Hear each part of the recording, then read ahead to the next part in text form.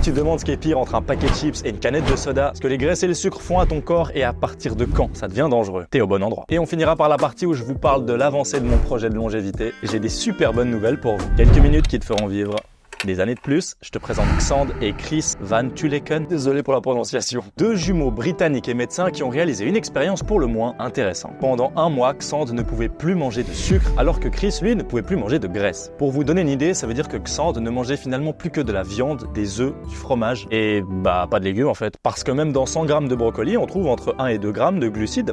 C'est du sucre. L'une des plantes les plus sucrées au monde étant la betterave sucrière, mais c'est une plante, pas un légume. Là, ce serait plutôt la patate douce qui viendrait en premier rang. Bref, au bout d'un mois, les résultats sont tombés et sont sans appel. Pourtant, on est loin de comprendre pourquoi. On aurait pu s'attendre à ce que les deux jumeaux rapportent des résultats très différents. Au final, les deux ont perdu du poids et c'est Xand avec son régime pauvre en sucre qui semble avoir perdu la partie. Avec un manque d'énergie chronique et plus surprenant encore, un début de diabète. De diabète? Attends, mais c'est pas la maladie qu'on attrape quand on mange trop de sucre, ça, justement? Étrange. Est-ce donc une mauvaise idée d'arrêter le sucre? Pas tout à fait. Je vous présente Blankemon, Begemon et Vertemon. Vous les trouverez pas dans Palworld, mais je me suis dit que c'était plus sympa que de parler de sucre raffiné et de glucides complexes et de fibres. Blankemon, il faut le voir un peu comme le Pokémon qui lance les attaques les plus puissantes, mais qui vous blesse à chaque fois qu'il en lance une. En plus, il se vide de son énergie très rapidement, ce qui vous oblige à lui donner très souvent ce qu'il demande, sans quoi il ne vous écoutera plus et ne pourra même plus lancer la moindre attaque. Begemon, lui, c'est votre Pokémon le plus facile à gérer. Il ne vous demande pas beaucoup d'entretien, il garde longtemps son énergie et il est endurant. Le problème, c'est qu'il suffit de le nourrir un tout petit peu trop pour qu'il vous blesse également. Et quand je dis un tout petit peu trop, c'est vraiment pas grand chose. En plus, il vous dit pas vraiment quand est-ce qu'il est rassasié, donc ça aide vraiment pas. Vertemon, quant à lui, c'est votre meilleur pote, mais vous le savez pas encore. Il a besoin de temps pour s'affirmer, et il est très discret, et il vous forcera jamais à le nourrir comme le ferait Begemon ou Blankemon. C'est non, quoi. Oh là là. Trouvez mieux dans les commentaires, je vous en supplie. Ce qui fait qu'il faut vraiment être déterminé et motivé à s'en occuper. Par contre, il vous soignera quand vous êtes blessé, et plus vous lui donnerez de l'importance et vous le nourrirez, plus il prendra soin de votre santé avant la sienne et vous fera vivre très longtemps. Vous me direz en commentaire si la comparaison avec des Pokémon vous a fait marrer. Bon, voilà un peu pour le sucre et pas besoin de vous faire un dessin, de savoir à quelle catégorie appartient ce qu'on mange d'habitude dans la vie de tous les jours. Blankemon, Begemon, Vertemon. On reviendra sur le sucre juste après, mais maintenant qu'en est-il des graisses? Et désolé de nouveau pour les noms foireux. Il en existe aussi 3 types et pour les scientifiques acharnés qui me regardent, le but de cette chaîne est d'aider les gens à vivre plus longtemps, pas de les saouler avec du jargon scientifique. Donc c'est normal si je schématise. Pour les détails, je vous mettrai toujours les sources en description, comment je les ai utilisées et croisées entre elles. Et je vous rappelle que j'applique tout ce que j'apprends à moi-même, donc plus mes recherches sont justes et efficaces, plus je vais vivre longtemps. Et plus vous vivrez longtemps aussi. Allez, le gras c'est la vie, dites bonjour à Grassatamon, Grassomon et Transfatomon. J'ai vraiment choisi les pires noms de Pokémon quoi. Du coup, ces 3 Pokémon remplaceront les termes techniques graisse saturée, graisse insaturée et graisse trans. Grassatomon, c'est le bourrin qui peut rien manger d'autre que de la viande. C'est un peu normal, il existe que dans les graisses solides à température ambiante. Donc dans la viande, le beurre, le fromage, certaines huiles de coco. Absorbé en faible quantité, c'est pas vraiment un problème. Mais dans les quantités qu'on en mange habituellement, ça pose 2 problèmes. L'énergie qu'il est nécessaire pour les transformer et les utiliser pour le corps, et l'inflammation que ça engendre. On y reviendra juste après. Grossomon, lui, c'est les graisses insaturées, comme l'huile d'olive, les noix, avocat, poisson gras, PQ, serviettes, ampoules... T'es en train de lire la liste des courses, là? Et lui par contre, contrairement à notre ami précédent Grassatomon, il va empêcher l'inflammation. Et les graisses auront besoin de beaucoup moins d'énergie pour faire fonctionner le corps. Ce sont les meilleures graisses que vous pouvez trouver, malheureusement c'est aussi celles qu'on a tendance à consommer le moins. J'ai déjà commencé mon nouveau régime et je vous en parle en fin de vidéo, c'est miraculeux, je vous promets. Finalement, Transfatomon, c'est un peu la pire version de la graisse. C'est celle qui se forme quand on chauffe très fort les graisses, qui a tendance à les rendre plus solides. Malheureusement, dites-vous bien qu'après, c'est pareil dans notre corps. Plus on est rigide à l'intérieur à cause de ça, plus on a de risque de développer des maladies cardiaques et des vaisseaux.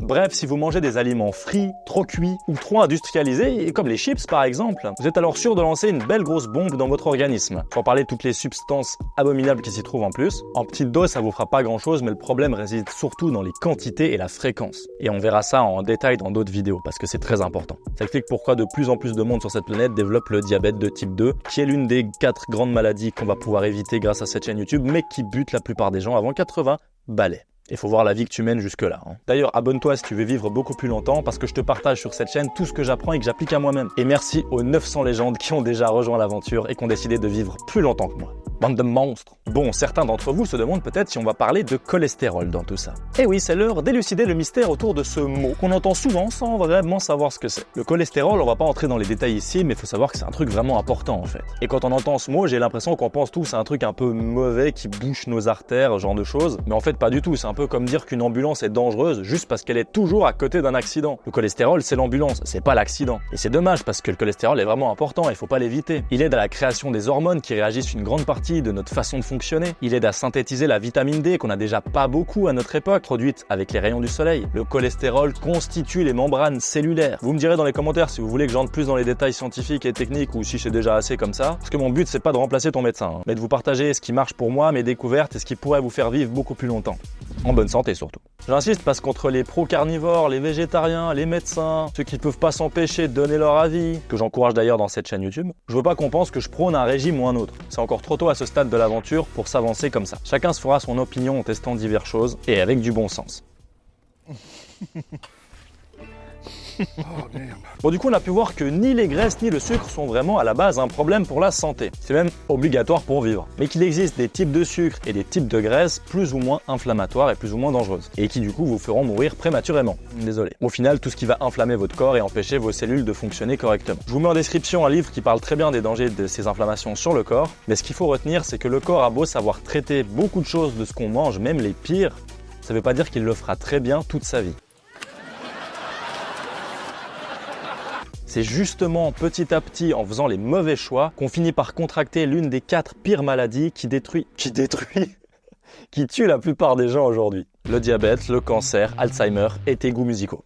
Non, je rigole, je parle des maladies cardiaques. Revenons à notre bataille entre le sucre et la graisse maintenant. Il va bien falloir les départager. Les deux inflamment le corps. Vous me donnerez donc votre avis dans les commentaires, mais pour moi, le grand gagnant, ou plutôt le perdant, c'est le sucre. C'est lui le pire et de loin. Voici pourquoi. On trouve beaucoup plus facilement de la graisse dans les aliments sucrés que l'inverse. Ça veut dire plus de sucre, peu importe ce qu'on consomme. Et donc la quantité de sucre qu'on mange est juste alarmante. Le sucre fait grimper l'indice glycémique très rapidement, ce qui oblige notre corps à sécréter beaucoup d'insuline pour réduire le niveau de sucre dans le sang et ça nous donne encore plus faim. Donc on mange plus de sucre, plus de graisse, c'est encore pire. C'est pour ce genre de raison que le sucre est aussi très addictif. Ensuite, le sucre est l'aliment préféré d'une maladie qu'on connaît bien, malheureusement, le cancer. C'est simple, sans sucre, le cancer aura beaucoup plus de mal à arriver au stade de pouvoir vous tuer. Par contre, pire que le sucre, c'est de manger beaucoup trop de graisse ou pas du tout de sucre. Le mot d'ordre n'est pas alors ce qu'on mange, mais plutôt les quantités. Plus on mange de mauvais sucre et de mauvaise graisse, moins notre corps avec le temps sera capable d'assimiler ce qu'il a vraiment besoin pour fonctionner correctement.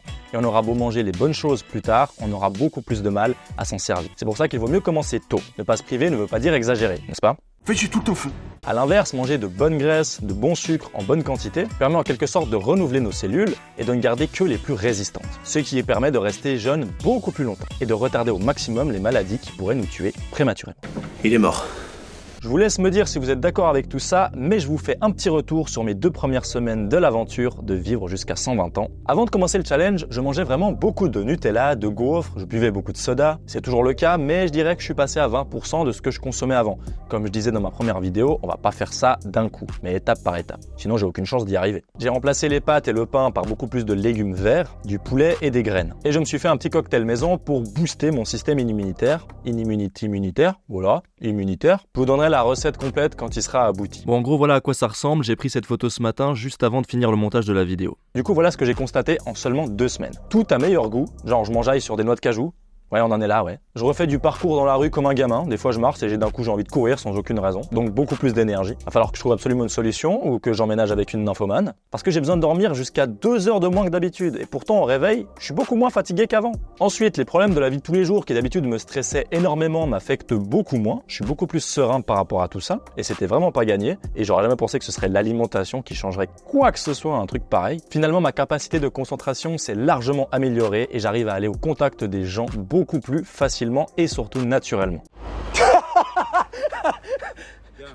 Comme je vous disais, de super bonnes nouvelles, j'ai hâte de voir la suite, n'hésite pas à t'abonner pour suivre l'aventure. Partage cette vidéo à quelqu'un que tu veux voir vivre très longtemps.